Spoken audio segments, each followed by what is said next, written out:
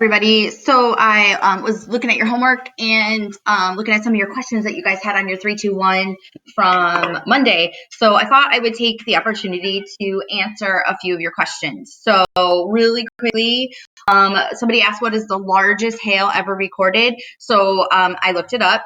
It was 8 inches in diameter, weighing about 2.25 pounds. So it's a little about half of what it would be for like a bag of flour, because that's about a 5-pound bag.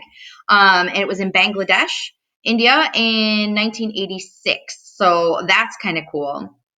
Somebody asked why hail doesn't form in every rain. Well, hail doesn't form in every rain because it's not as cold. So maybe it's a lower lying cloud. Maybe it's a little further down. Remember, we talked about those different layers of the atmosphere. So maybe that cloud is a little lower. Maybe it's a cumulonimbus cloud. So nimbus meaning it's making some precipitation. And cumulus meaning those big puffy ones. So if it's rain coming from those clouds, those are lower clouds. So they're in the lower atmosphere. So it wouldn't be maybe as cold. I'm not quite sure how clouds get their shapes. That one I'm going to have to look up and get back to you on. Does hail hurt? Well, yes. If you stand outside and hail, it will hurt. Even the small hail will kind of give you like a little bit of a stingy feeling maybe on your skin if you're out there. Generally, hail happens in the spring, summertime. It doesn't really happen in the wintertime as much, but I suppose it probably could happen, but it definitely happens in spring and summer.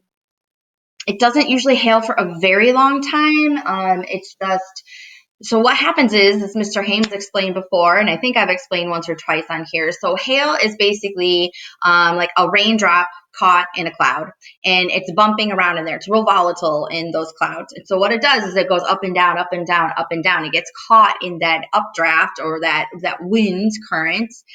And the more amount of times that it bounces up and down, it tells you it gets bigger. So if it's really tiny, it just bounced around a couple of times, falls to the ground, no big deal. If it bounces around a lot, it's gets bigger and bigger. Every time it goes up and down, it gets another layer of ice on it. Somebody asked if it's dangerous. Yes, it can be very dangerous. As some of you might have seen last week, damaged homes. I know Mr. Lang had some holes in his siding. Mrs. Eiffel, she said she had some dents and things on her cars because they happened to be outside. So yeah, it can be very dangerous. If you're outside and hail, it can hurt really bad. I mean, if you had like say an 8-inch in diameter piece of hail coming at you, yeah, that could do some damage to yourself even. There's really no limit to adding layers. It's not like, somebody's regulating that. It's just nature, and that's what happens. So it can be bigger, smaller, and it can get just depending on how many times it goes up and down. Can it turn back into rain? It can. So it can be hail up in the clouds, and as it gets further down, it can start to melt.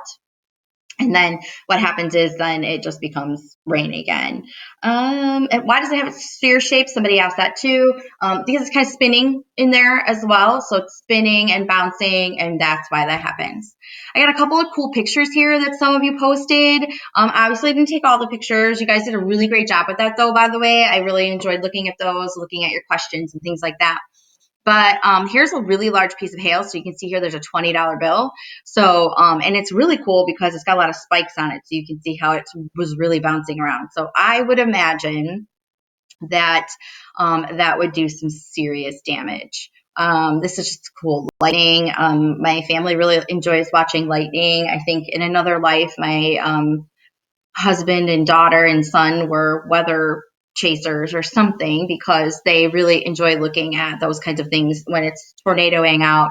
They're not in the basement, they're upstairs watching it. So this is really cool. This is the formation of a tornado. I'm pretty sure Jose Ponce submitted this one. I'm sorry, I don't know. I can't give credit to the rest of the ones who found these ones, but I think he did this one. It's pretty cool. You can see that is a tornado getting ready to maybe touch down in the sky.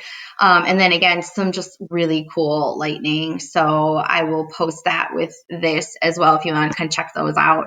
So if you have any other weather questions for me, go ahead and send them my way, and I'll do my best to answer your questions. Have a good day, everybody.